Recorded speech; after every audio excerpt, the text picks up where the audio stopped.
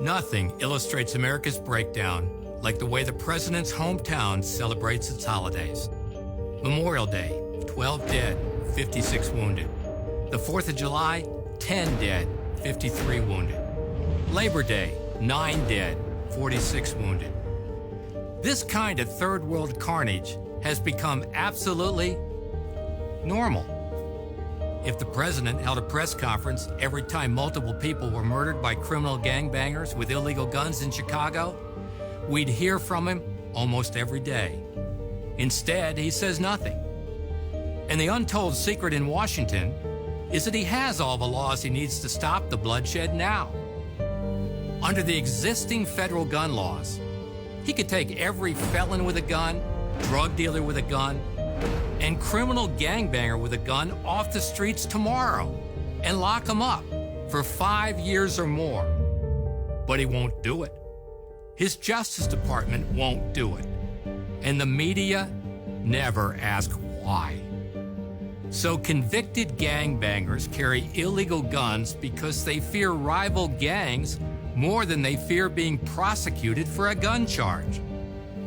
Every police officer on the streets in cities like Chicago, Baltimore, and Detroit knows what it's like to get called to a murder scene, knowing full well who did it, because the killer was in the back of their car yesterday or last week. Thugs like Darius Brown, who was supposed to be serving a 10-year sentence for second-degree felony robbery, but got let off with 5 years probation. So he was free to roam the streets and kill a 9-year-old girl while she was doing her homework. If you want to stop violent crime, and I know you do, take violent criminals off the street. Prosecute them under the current federal gun laws and make sure they don't get to their next crime scene. That's the way to save lives. If the president held a press conference tomorrow morning and directed every federal jurisdiction to round up every felon with a gun, drug dealer with a gun, and criminal gangbanger with a gun, law enforcement would have thousands of violent thugs in handcuffs and squad cars by sundown. Instead, he waits for a crime that fits his agenda and blames the NRA.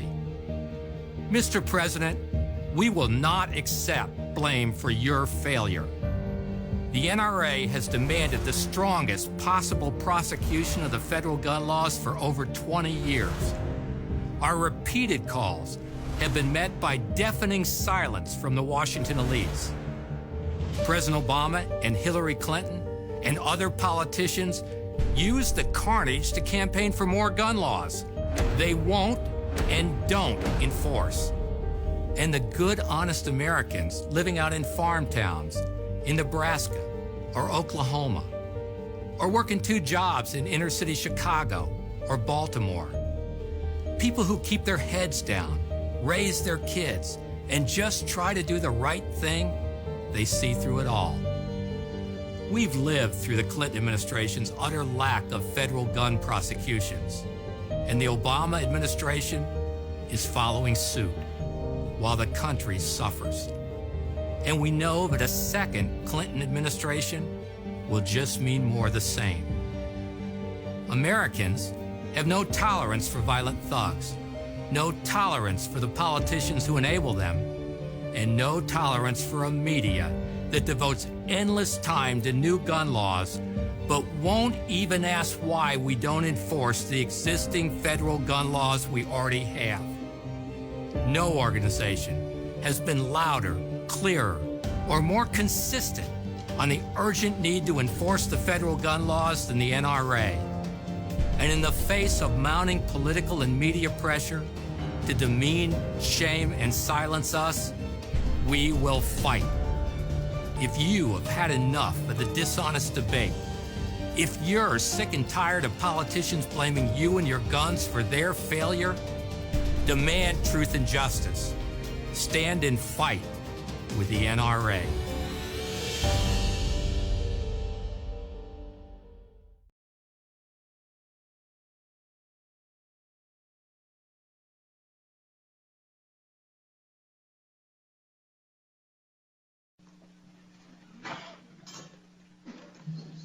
Hello, my name is Aaron Weiss, and I live in the town of Poughkeepsie. I'm a combat veteran of Iraq, and I'm also a law enforcement officer. I attended the Public Safety Committee's last meeting in regards to this resolution, but I didn't say anything because I wanted to hear what everyone else had to say. And I heard some shocking things from some people and some legislators. They said that it took a lot of courage to pass this SAFE Act. Apparently my definition of courage differs from yours. You see, if it was really so courageous a bill and it took so much courage to pass it, then why was it done in the middle of the night when no one could see it or read it? That's not courage.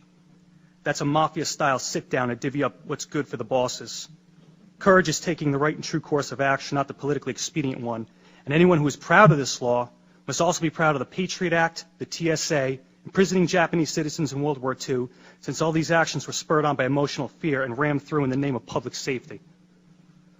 Another issue is the insistence of certain people to stand on the graves of dead children and challenge those that disagree to say it to the parents' faces. Well, I, for one, will pick up that gauntlet. First off, why is dead children your battle cry? You didn't say anything about the hundreds of Chicago children being killed, and for some reason you only scream when it happens to wealthy white ones. And yes, I will say to anyone's face, my right is more important than your dead, because I fought for it firsthand. I washed the blood of my friends out of my Humvee, and I picked up their mangled bodies, and I fought day in and day out.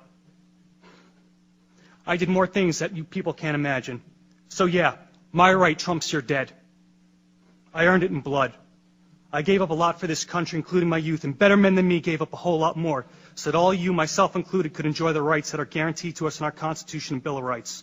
And we didn't go through all that to come back home and watch the surrender of what we fought for happen based on the demented actions of a couple madmen. So in closing, I would like to address specifically the legislators we all know who are going to vote against this resolution. I understand you will vote against this resolution based on some misguided sense of the public good. However, as a law enforcement officer, I'm curious to know about your true resolve. Since voting to take away someone's rights is totally different than being asked to enforce it, I want you to consider this. If you support the SAFE Act so wholeheartedly, are you willing to stand with law enforcement members and lead from the front to enforcement? And what I mean by that is if a constituent of yours feels so alienated by this law and the manner in which it was passed that they refuse to comply with it, are you willing to stack up on their front door and go in first? I bet if a clause was in this bill that required you, the elected leadership, our elected leaders, to go in the door first, I bet you would not be so steadfast.